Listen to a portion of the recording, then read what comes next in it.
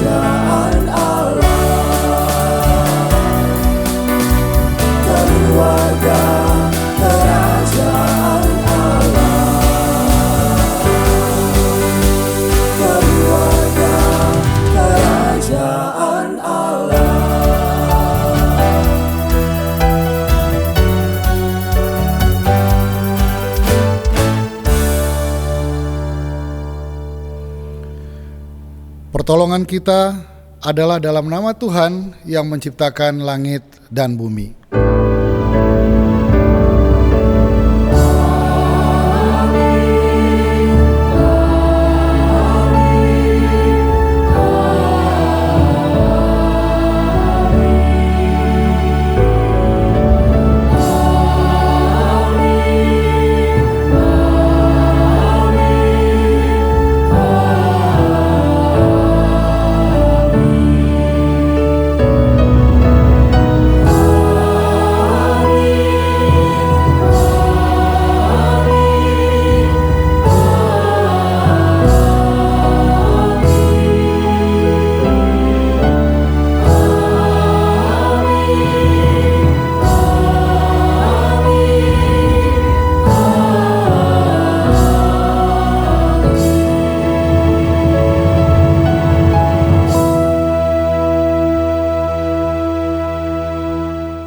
Tuhan beserta saudara.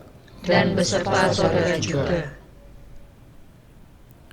Firman Tuhan di dalam Efesus pasal 2 ayat 17 sampai 18 menjadi pengantar ibadah kita pada pagi hari ini. Firman Tuhan itu berkata demikian, Ia datang memberitakan damai sejahtera kepada kamu yang jauh dan damai sejahtera kepada mereka yang dekat. Oleh karena Dia, kita kedua pihak dalam satu roh beroleh jalan masuk kepada Bapa. Satukan kami, ya Tuhan.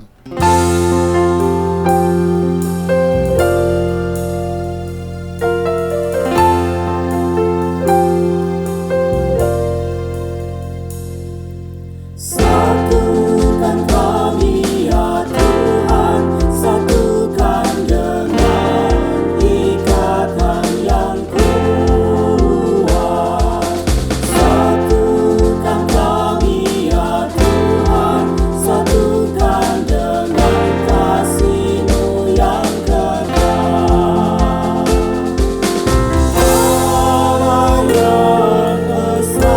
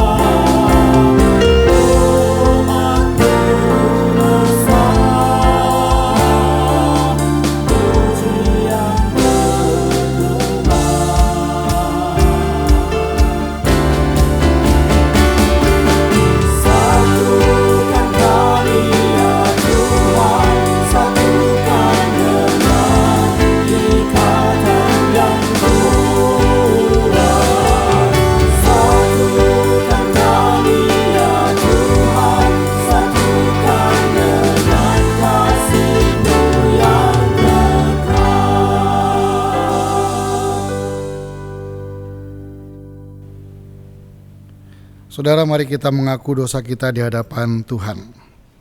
Tuhan, kami datang kepadamu. Kami sadar bahwa Engkau tahu keberadaan kami yang paling dalam. Tuhan tahu isi hati kami. Tuhan tahu apa yang kami perbuat di hadapan Tuhan. Tuhan tahu apa yang kami pikirkan. Tuhan tahu apa yang kami rasakan. Tuhan, tidak ada yang tersembunyi di hadapan Tuhan. Oleh karena itu, pada pagi hari ini kami harus mengaku di hadapan Tuhan mengenai segala celah kami, mengenai segala kesesatan kami, mengenai segala pemberontakan kami. Ampuni kami Tuhan yang seringkali tidak mengasihi, seringkali tidak peduli, seringkali marah kepada orang lain. Ampuni kami Tuhan oleh kasih dan setia-Mu. Ampuni kami jikalau firman Tuhan berkata agar hidup kami penuh dengan memberi, tetapi dalam kenyataannya kami sulit sekali berbagi. Tuhan, ampuni kami. Ampuni kami juga yang seringkali berpikiran yang tidak baik terhadap saudara kami. Walaupun Tuhan mengajarkan kepada kami, pikirkanlah yang baik, yang jernih, yang murni, yang kudus, yang tidak bercela. Tetapi kami melanggarnya Tuhan secara terang-terangan di hadapan Tuhan dengan memikirkan hal-hal yang buruk tentang orang lain, tentang kecurigaan kami kepada orang lain. Tuhan, ampuni kami. Ampuni juga jikalau langkah kaki kami seringkali tidak sesuai dengan kehendak-Mu, melainkan menuruti hawa nafsu kami sendiri. Tuhan, ampuni kami dan kuduskan kami. Tuhan, biarlah anugerah-Mu kembali merangkul kami, menguduskan kami, membawa kami untuk masuk ke dalam pelukan Tuhan. Terima kasih untuk anugerah-Mu yang selalu terbuka bagi kami. Terima kasih Tuhan. Kami bersyukur kepadamu yang selalu mengampuni kami, selalu menerima kami apa adanya, dengan kasih setia Tuhan yang tidak pernah habis. Kami bersyukur kepadamu dan mohon ampun kepadamu dalam nama Tuhan Yesus, Allah penebus kami. Amin. Saudara, saya undang berdiri. Firman Tuhan di dalam Efesus pasal 2 ayat 13 sampai 14 berkata demikian.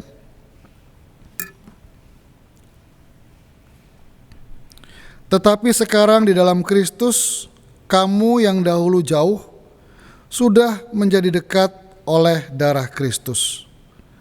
Karena dialah damai sejahtera kita yang telah mempersatukan kedua pihak dan yang telah merobohkan tembok pemisah, yaitu perseteruan.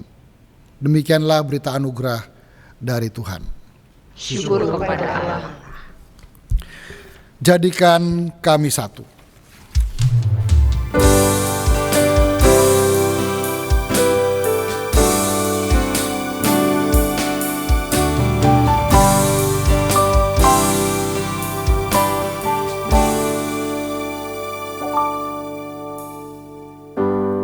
Kami rendahkan diri di hadapan-Mu,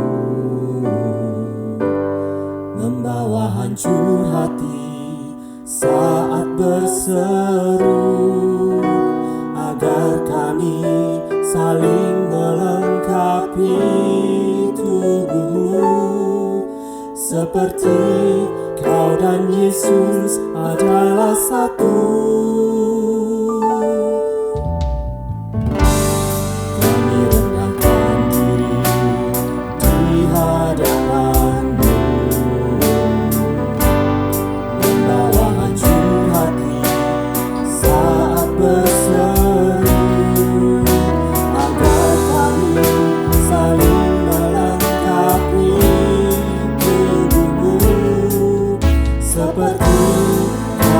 Yesus adalah satu.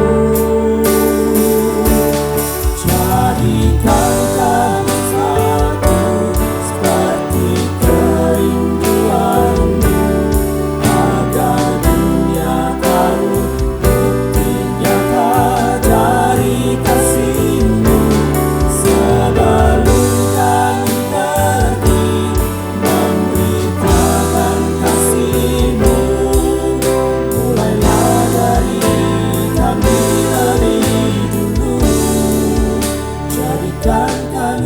satu.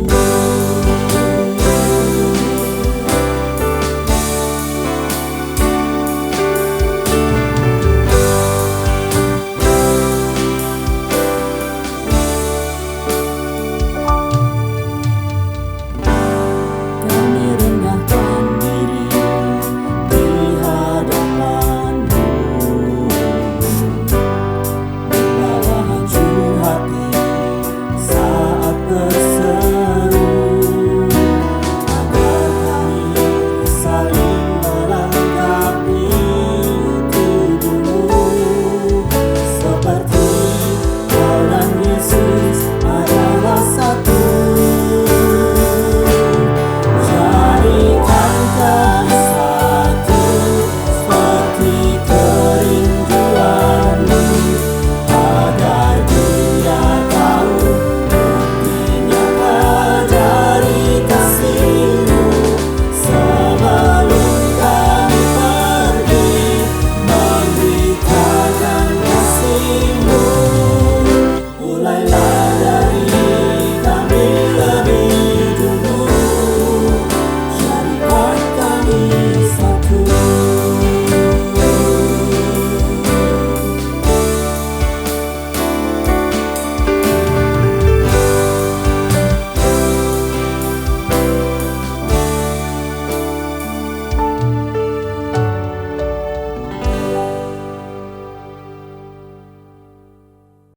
Mari kita berdoa untuk menerima pemberitaan firman Tuhan.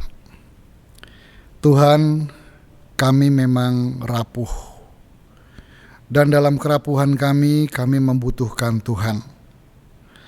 Ketika kami membutuhkan Tuhan, maka kami membutuhkan firman-Mu. Firman-Mu yang menguatkan kami, yang mengokohkan kami, dan juga menuntun kami di dalam perjalanan hidup kami. Sekali lagi Tuhan, pada pagi hari ini, biarlah Engkau berfirman kepada kami, menyapa kami, mengokohkan kami dengan kuasa sabda-Mu. Dalam nama Tuhan Yesus, firman Allah yang hidup, kami siap mendengarkan suara-Mu. Amin. Saudara, mari kita buka firman Tuhan dari Injil Markus pasal 9. Injil Markus pasal 9 ayat 38 sampai ayat 41 dan kemudian ayat 50. Sekali lagi, Injil Markus pasal 9 ayat 38 sampai ayat 41 dan kemudian ayat 50. Demikian firman Tuhan. Kata Yohanes kepada Yesus, "Guru, kami lihat seorang yang bukan pengikut kita mengusir setan demi nama-Mu. Lalu kami cegah orang itu karena ia bukan pengikut kita." Tetapi kata Yesus, "Jangan kamu cegah dia, sebab tidak seorang pun yang telah mengadakan mujizat demi nama-Ku dapat seketika itu juga mengumpat Aku. Barang siapa tidak melawan kita, ia ada di pihak kita. Aku berkata kepadamu, sesungguhnya barang siapa memberi kamu minum secangkir air, oleh karena kamu adalah pengikut Kristus, ia tidak akan kehilangan upahnya. Garam memang baik, tetapi jika garam menjadi hambar, dengan apakah kamu mengasinkannya? Hendaklah kamu selalu mempunyai garam dalam dirimu dan selalu hidup berdamai dengan seorang dengan yang lain." Berbahagialah setiap kita yang mendengarkan firman Tuhan, menyimpannya dalam hati dan melakukannya dalam kehidupan sehari-hari. Haleluya.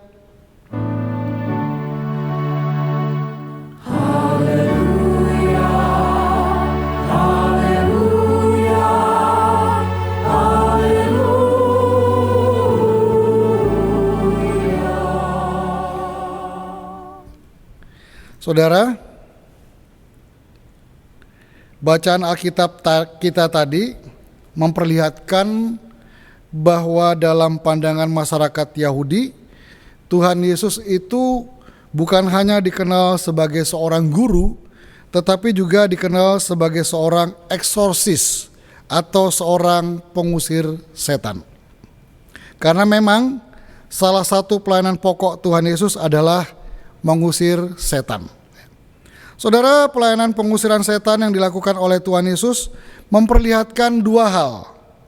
Yang pertama, menunjukkan bahwa manusia tidak hanya hidup di tengah-tengah dunia materi yang kelihatan, tetapi juga dikelilingi secara real oleh dunia roh yang tidak tertangkap oleh mata dan indera manusia lainnya. Saudara, virus COVID masih bisa ditangkap oleh mikroskop, walaupun virus COVID itu sangat kecil. Tetapi roh-roh jahat tidak dapat ditangkap oleh mikroskop. Rasul Paulus menegaskan bahwa perjuangan kita bukan melawan darah dan daging, tetapi melawan roh-roh jahat di udara. Dan peperangan itu sudah dimulai oleh Tuhan Yesus. Saudara, ketahuilah bahwa peperangan di berbagai belahan dunia bukan hanya peristiwa ekonomi politik atau ideologi tertentu, tetapi ada roh jahat di baliknya. Kalau kita melihat korupsi yang merajalela, itu bukan hanya sebuah peristiwa nafsu pelakunya sendiri untuk memperkaya dirinya sendiri, tetapi di balik korupsi yang merajalela itu ada karya roh jahat di dalamnya. Saudara, bahkan kesempatan-kesempatan yang diperhadapkan kepada kita pun belum tentu berasal dari Tuhan. Bisa jadi juga dari roh-roh jahat ini. Oleh karena itu, Tidak heran kalau Rasul Paulus berkata, ujilah setiap roh. Saudara, perpecahan dalam rumah tangga bukan hanya merupakan sebuah peristiwa yang independen, tetapi ada ulah roh jahat di dalamnya. Mengapa roh jahat itu berulah di tengah-tengah perpecahan rumah tangga? Mengapa roh bisa masuk? Karena memang kita memberikan kesempatan kepada roh-roh jahat itu. Saudara, karena kita tidak memberikan kesempatan kepada Tuhan untuk berkuasa di dalam kehidupan kita. Bagaimana mungkin Tuhan menguasai rumah tangga kita kalau Alkitab kita biarkan berdebu bertahun-tahun. Saudara, sekali lagi, kalau bukan Tuhan yang berkuasa, maka pasti roh-roh jahat yang ambil bagian merebut kekuasaan itu. Saudara, itu yang pertama. Mengapa Tuhan Yesus melayani pelayanan pengusiran setan? Karena manusia tidak hanya hidup di tengah-tengah dunia materi yang kelihatan, tetapi juga dikelilingi secara real oleh dunia roh yang tidak tertangkap oleh mata kita dan indera kita lainnya. Yang kedua, saudara, pelayanan pengusiran roh jahat dilakukan oleh Tuhan Yesus memperlihatkan kepada dunia bahwa Tuhan Yesus itu betul-betul datang dari Allah. Ia maha tinggi dan berotoritas atas alam semesta, termasuk berotoritas atas roh-roh jahat. Saudara, roh-roh jahat itu hanya dapat tunduk dan taat kepada Dia yang datang dari Allah. Saudara, di kalangan masyarakat Yahudi pada waktu itu, pelayanan pengusiran setan adalah fenomena baru. Pelayanan Yesus ini adalah pelayanan yang unik karena baru dimulai oleh Yesus. Saudara, nabi-nabi yang pernah ada dalam sejarah Israel tidak pernah melakukan pelayanan pengusiran setan. Nah, sebagai fenomena baru, maka pelayanan pengusiran setan yang dilakukan oleh Tuhan Yesus itu sungguh-sungguh dikagumi oleh banyak orang.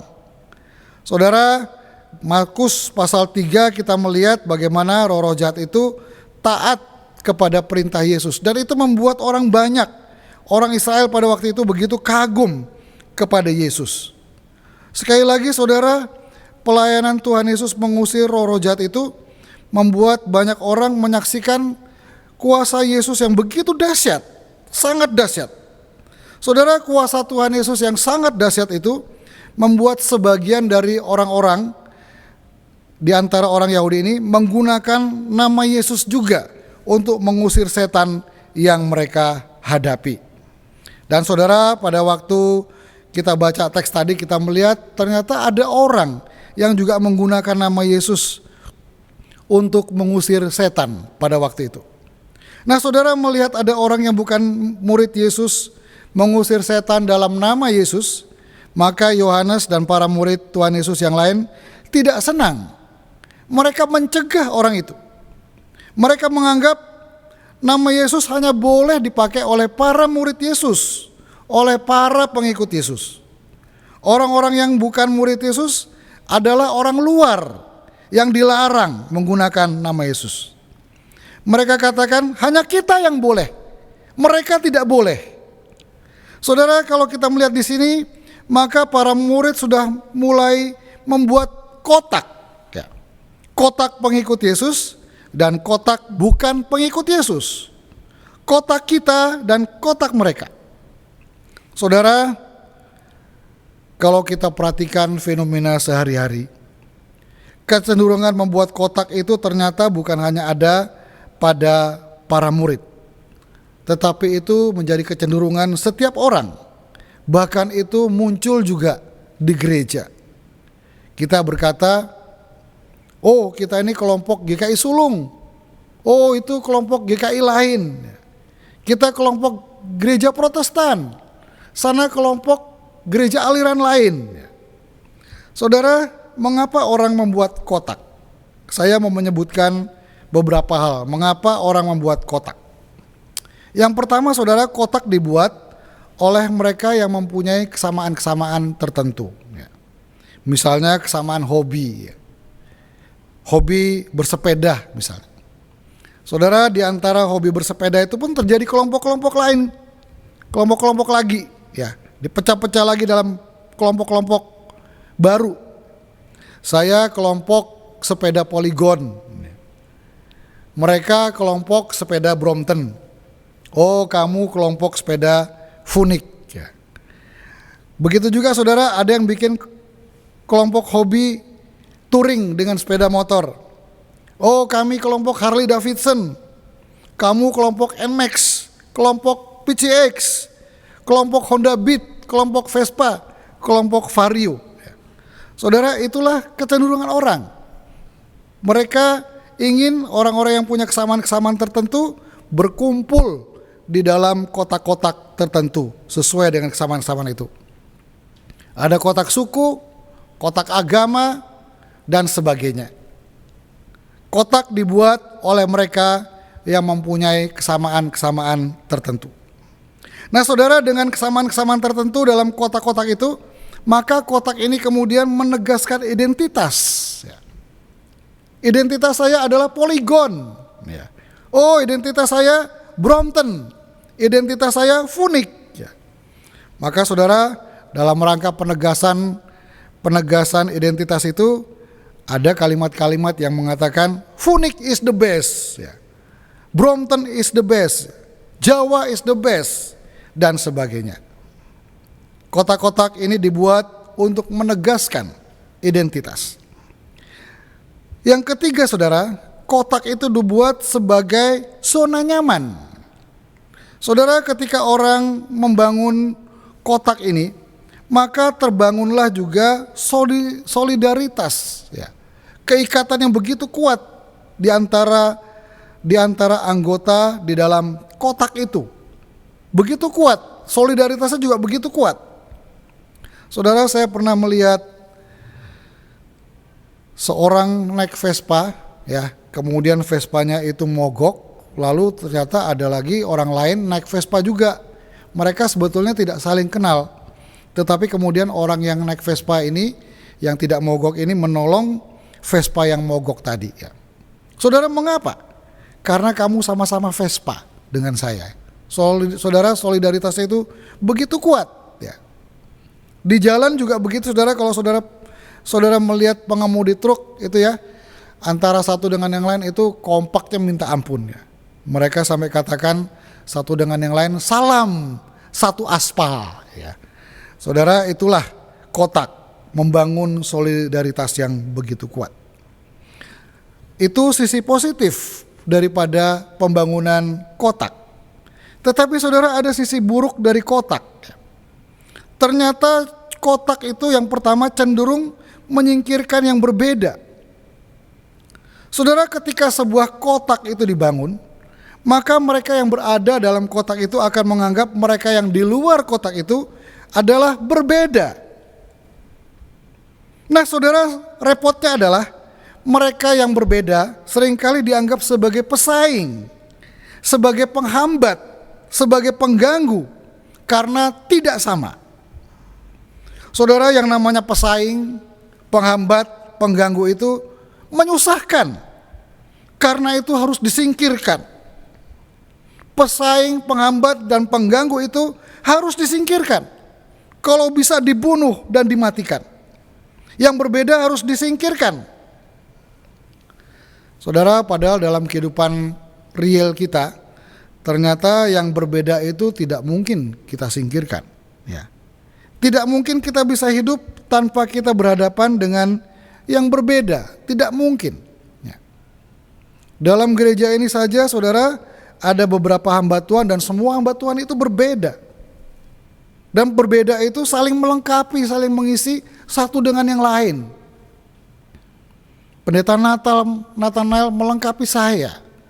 Pendeta Agustina Manik melengkapi saya. Bahkan teman-teman TPG, Saudari Jessica, Saudari Indra, Saudara Daniel, itu saling melengkapi kita semua ini. Yang berbeda itu saling melengkapi satu dengan yang lain. Saudara bayangkan kalau semua hamba Tuhan di GKI Sulung ini semuanya sama gitu wajahnya. Pasti saudara akan bingung semuanya. Kalau orang-orang di kantor gereja ini ya, staf dan karyawan di kantor gereja ini wajahnya sama, semua persis seperti Bu Erna, saudara akan bingung mencari mereka gitu. Karena semuanya sama. Saudara, Tuhan menciptakan perbedaan supaya melengkapi satu dengan yang lain. Saudara, bahaya kotak yang kedua. Kotak itu ternyata memisahkan, memutuskan relasi. Apalagi kalau kotak itu adalah kotak yang tertutup. Saudara, ketika kotak itu menyingkirkan yang berbeda, maka sebetulnya kita sedang memutuskan relasi. Kita sedang memutuskan hubungan. Saudara, pemutusan relasi, pemutusan hubungan itu adalah sebuah tindakan yang melawan karya Tuhan. Mengapa, saudara? Karena karya Tuhan yang utama ketika Tuhan Yesus mati di atas kayu salib itu adalah karya pendamaian. Pendamaian itu adalah pemulihan hubungan antara satu dengan yang lain. Saudara, Tuhan itu menebus hubungan yang pernah putus itu. Saudara, hubungan itu sangat berharga di mata Tuhan. Seharga darah Tuhan. Dengan darah Tuhan, maka hubungan yang putus itu ditebus dan dipulihkan kembali. Saudara, tidak bisa saya bayangkan kalau kita merusak hubungan. Itu berarti kita sedang merusak karya Tuhan yang sudah memulihkan hubungan. Kita sedang menyia-nyiakan darah Kristus yang begitu mahal yang memulihkan hubungan itu. Saudara, ketika para murid melaporkan kepada Tuhan Yesus bahwa mereka telah mencegah orang yang bukan pengikut Yesus menggunakan nama Tuhan Yesus, maka sebetulnya mereka sedang membangun kotak yang memisahkan, yang memutuskan hubungan. Sehingga saudara, Tuhan Yesus harus berkata, jangan kamu cegah dia. Kalau dia mengadakan mujizat demi namaku, maka dia tidak akan mengumpat aku. Dia ada di pihak kita. Saudara, Tuhan Yesus katakan, dia ada di pihak kita. Berarti kita terjalin hubungan dengan orang itu. Dan jangan kamu hancurkan hubungan yang sudah aku bangun. Saudara, itulah Tuhan yang sangat menghargai hubungan. Saudara, kalau gitu pertanyaan kita adalah, boleh enggak membangun kotak itu? Saudara, tentu saja membangun kotak dapat saja terjadi, sah-sah saja, saudara. Tetapi kotak yang kita bangun itu janganlah sebuah kotak tertutup, tetapi kotak yang terbuka. Kotak yang terbuka di mana kita dapat keluar menjangkau yang lain yang berbeda. Tetapi juga kotak yang terbuka di mana orang lain bisa masuk dan menjangkau kita yang berbeda dengan mereka. Ketika kita menjangkau mereka yang berbeda, maka kita sedang melengkapi mereka yang berbeda, mengisi mereka yang berbeda. Tetapi ketika kita membuka kotak kita bagi yang berbeda masuk, maka sebetulnya kita sedang memberikan ruang nyaman bagi yang berbeda itu masuk dalam kehidupan kita. Dan yang berbeda itu juga mengisi kebutuhan kita, memperlengkapi kita. Saudara, sekali lagi, biarlah kotak yang kita bangun bukan kotak tertutup, tetapi kotak yang terbuka. Saudara, tidak ada yang lebih menyakitkan Tuhan Yesus jikalau membiarkan gerejanya terpecah-pecah menjadi kotak-kotak yang tertutup. Sekali lagi, biarlah saudara, mari kita boleh saja, sah-sah saja membangun kotak. Tetapi kotak yang kita bangun adalah kotak yang selalu terbuka dan membiarkan yang berbeda itu masuk ke dalam diri kita. Dan juga kita keluar dari kotak kita untuk menjangkau mereka yang berbeda dengan kita. Mari kita masuk di dalam saat hening.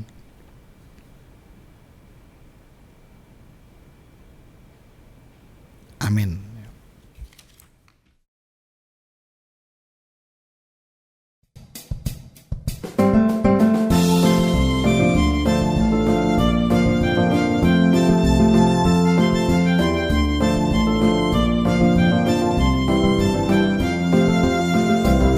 Ada sebuah tempat yang indah bermain,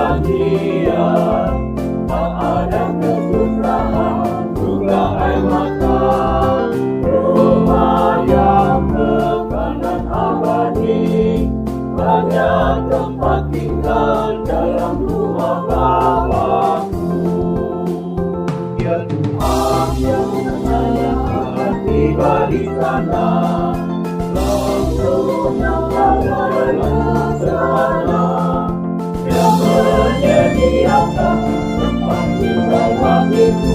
Yesus jalannya masuk ke negeri yang kekal. Ya Tuhan, saya akan tiba di sana. Sempurna dalam sana, yang menyediakan tempat tinggal bagiku. Yesus jalannya masuk ke negeri yang kekal. Aku percaya akan tiba di sana. Aku temukan jalan ke sana, yang menyediakan tempat tinggal bagiku. Yesus jalannya masuk ke negeri yang kekal.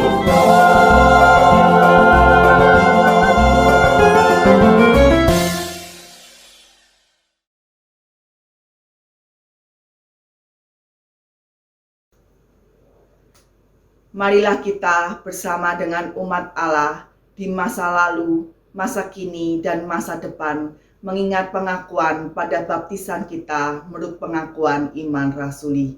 Aku percaya kepada Allah, Bapa yang Maha Kuasa, Khalik langit dan bumi, dan kepada Yesus Kristus anaknya yang tunggal Tuhan kita, yang dikandung daripada Roh Kudus, lahir dari anak darah Maria, yang menderita sengsara di bawah pemerintahan Pontius Pilatus, disalibkan, mati, dan dikuburkan, turun ke dalam kerajaan maut.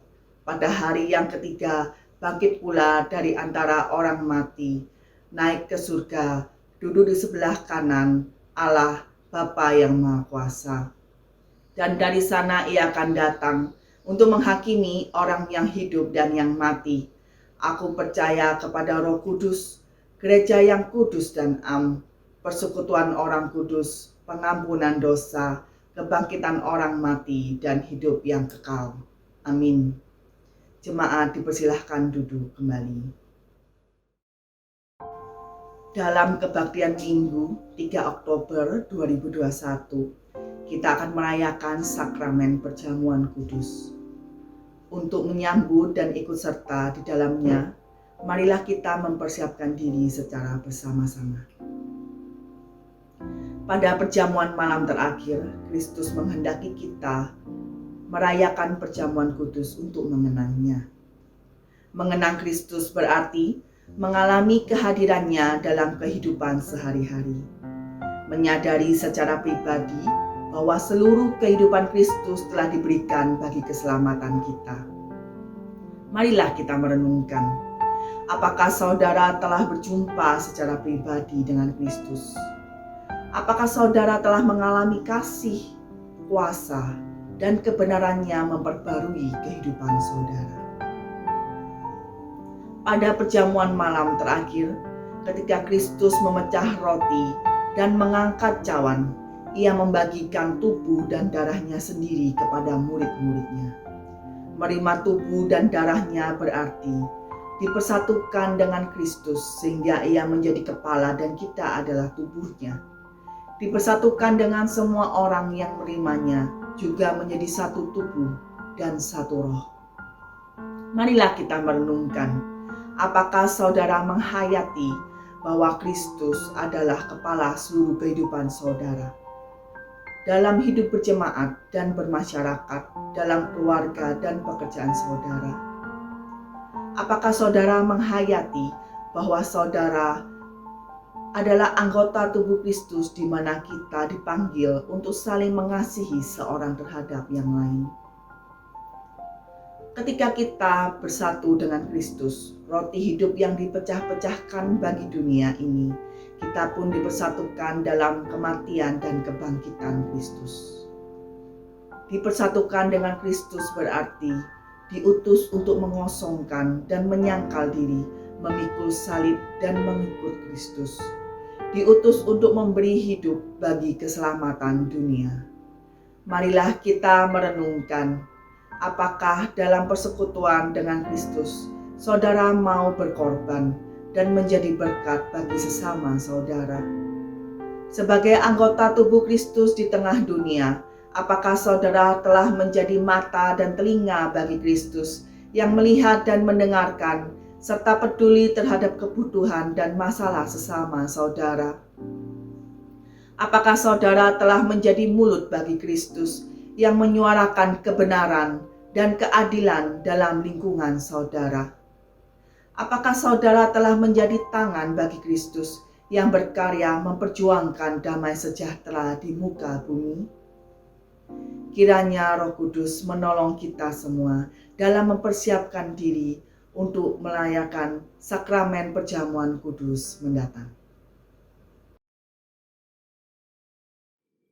Shalom jemaat sekalian. Tak terasa tahun ini kita akan segera memasuki bulan Oktober. Dan tanggal 3 mendatang, Oktober mendatang kita akan mengikuti sakramen perjamuan kudus yang terakhir di tahun ini. Majelis Jemaat telah memutuskan untuk perjamuan kudus tanggal 3 Oktober mendatang diselenggarakan secara online. Jemaat sekalian dapat mengikuti sakramen perjamuan kudus di rumah melalui siaran live streaming di channel YouTube akun GKI Sulung. Jangan lupa mengajak anggota keluarga yang lain untuk mengikuti perjamuan kudus bersama di rumah. Untuk anggur dan hosti akan dikirimkan ke rumah jemaat sekalian. Dan bila sampai tanggal 30 September ada yang belum menerima anggur dan hosti, dapat segera menghubungi kantor gereja. Selamat mempersiapkan diri untuk mengikuti perjamuan kudus terakhir di tahun ini. Tuhan Yesus memberkati kita semua.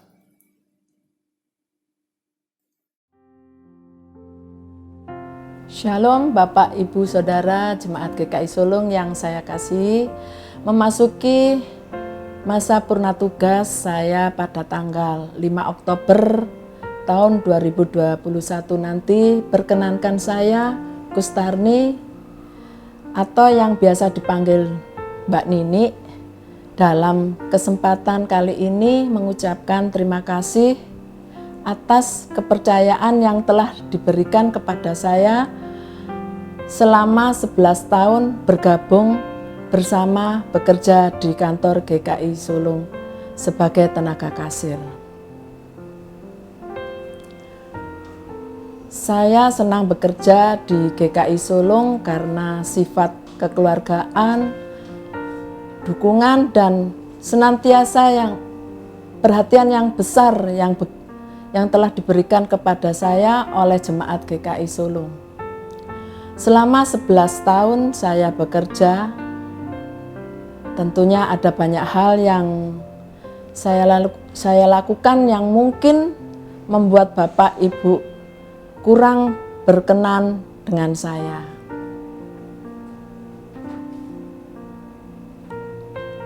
Untuk itu saya mohon maaf apabila selama ini ada perbuatan atau tingkah laku ataupun tutur kata saya yang tidak berkenan di hati jemaat sekalian. Saya mohon jemaat sekalian tetap mendukung saya dalam doa untuk kehidupan saya selanjutnya bersama dengan anak-anak saya. Semoga GKI Sulung tetap diberkati Tuhan dan menjadi berkat bagi jemaat dan sesama di sekitarnya. Tuhan Yesus memberkati. Mari kita bawa doa syafat kita di hadapan Tuhan. Tuhan, terima kasih untuk anugerah-Mu yang selalu membuka hati untuk kami.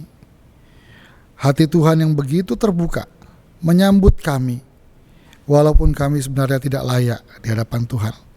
Bahkan Tuhan menanyakan kebutuhan kami. Tuhan ingin kami supaya kami bergantung terus kepada Tuhan dan membawa segala kebutuhan dan kerinduan kami di hadapan Tuhan. Pada pagi ini Tuhan, kami datang kepadamu membawa syafaat kami. Kami masih prihatin Tuhan dan masih berduka mengenai kondisi bangsa dan negara kami yang saat ini masih dihinggapi oleh wabah COVID-19. Tuhan, kami menyerahkan ke dalam tangan-Mu. Wabah ini di luar jangkauan kami untuk kami dapat mengatasinya. Kami tidak mampu mengendalikannya. Oleh karena itu Tuhan, kami datang kepadamu agar Tuhan menolong mengendalikan COVID ini. Dan Tuhan menyingkirkannya dari kami, agar kami dapat hidup bebas dari COVID, dan kami juga menjalani hidup ini dengan penuh sukacita, menjalankan segala aktivitas dengan baik di dalam anugerah Tuhan. Kami menyerahkan pemerintah kami Tuhan, yang susah payah untuk boleh membuat kasus-kasus COVID ini menjadi nol. Mampukan mereka Tuhan dengan hikmat Tuhan untuk mengerjakannya dengan baik. Kami serahkan ke dalam tangan Tuhan.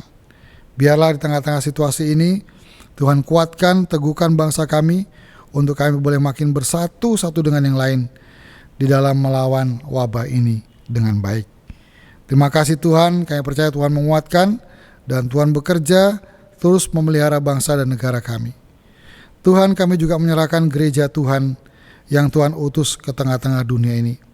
Tuhan pakai gerejamu menjadi alat dan berkat di tengah-tengah situasi yang buruk ini, yang tidak baik ini. Biarlah gerejamu boleh menjadi saluran berkat yang menghadirkan kebaikan Tuhan di tengah-tengah dunia.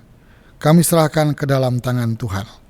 Terima kasih Bapa Surgawi untuk kasih setia bagi gerejamu. Kami menyerahkan secara khusus GKI Sulung, berkati Tuhan pelayanannya, berkati segala kerjanya supaya boleh menjadi berkat bagi banyak orang.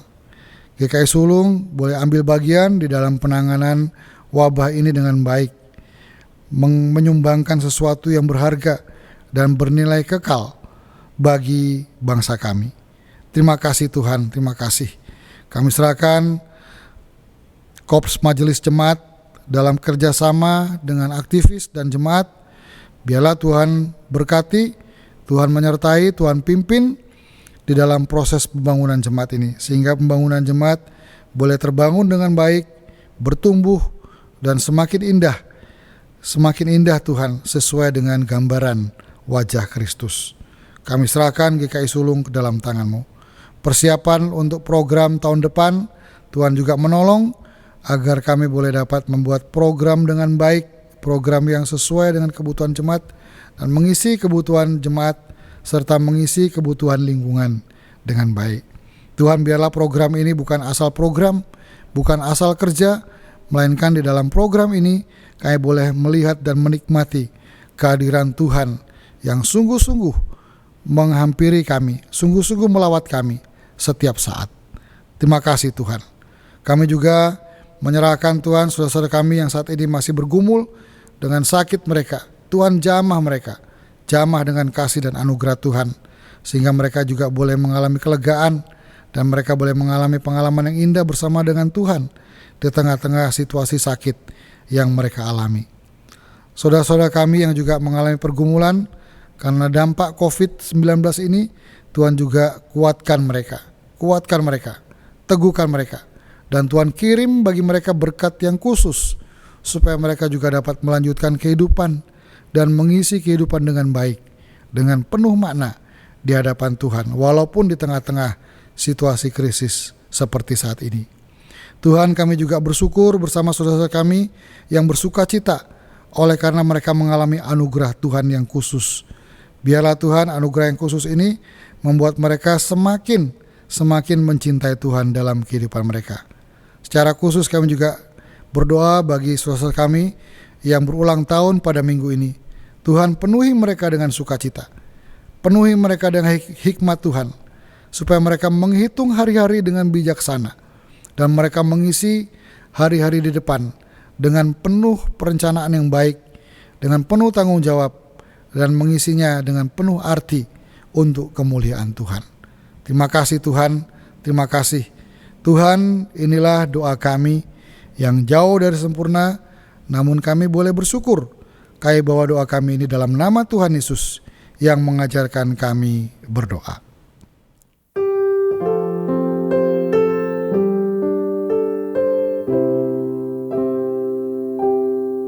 Bapa kami yang ada di sorga,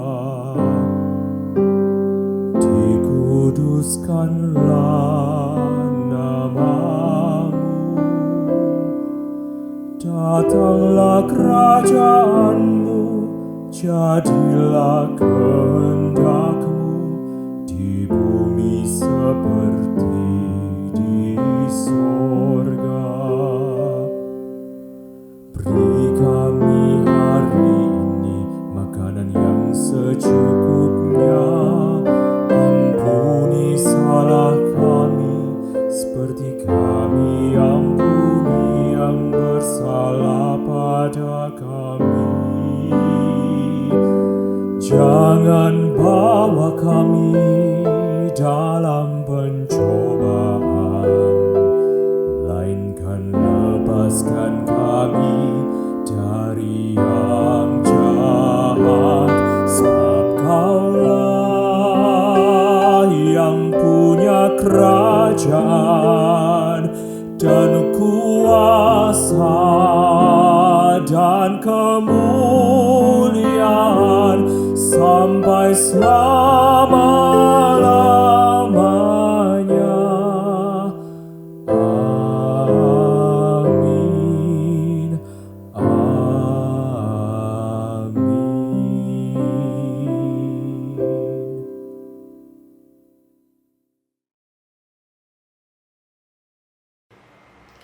Jemaat yang terkasih, tiba waktunya bagi kita memberikan persembahan. Firman Tuhan yang mendasari terambil dari 2 Korintus 8 ayat 12. Sebab jika kamu rela untuk memberi, maka pemberianmu akan diterima. Kalau pemberianmu itu berdasarkan apa yang ada padamu, bukan berdasarkan apa yang tidak ada padamu. Bapak Ibu dapat memberikan persembahan melalui transfer bank BCA dengan nomor rekening yang tertera di layar atau dengan metode fintech. Apabila Bapak Ibu kesulitan dengan kedua metode tersebut, Bapak Ibu dapat memasukkan persembahan ke dalam satu amplop. Setelah 1 bulan dapat menghubungi kantor gereja agar dapat diambil ke rumah Bapak Ibu sekalian. Mari kita bawa persembahan kita dalam doa. Ya Tuhan, kami bersyukur Tuhan untuk hari ini, di mana sepanjang seminggu ini Engkau masih menyertai kami, Engkau selalu melindungi kami dan memberikan berkat-Mu yang selalu mencukupkan kami Tuhan Yesus. Terima kasih Tuhan, biarlah hari ini kami juga boleh memberikan apa yang ada pada diri kami untuk Engkau pakai Tuhan, untuk kemuliaan nama-Mu, untuk kemuliaan di mana Engkau boleh memakai uang ini untuk pelayanan di GKI Sulung atau di luar GKI Sulung. Biar Engkau sendiri juga menolong majelis jemaat untuk mengelola persembahan ini dengan takut akan Engkau. Biarlah nama-Mu semakin dimuliakan Tuhan. Terima kasih Tuhan. Yang dalam Tuhan Yesus kami syukur dalam doa. Amin. Saudara, mengantar kita untuk menerima pengutusan dan berkat, mari kita menyanyikan damai di dunia.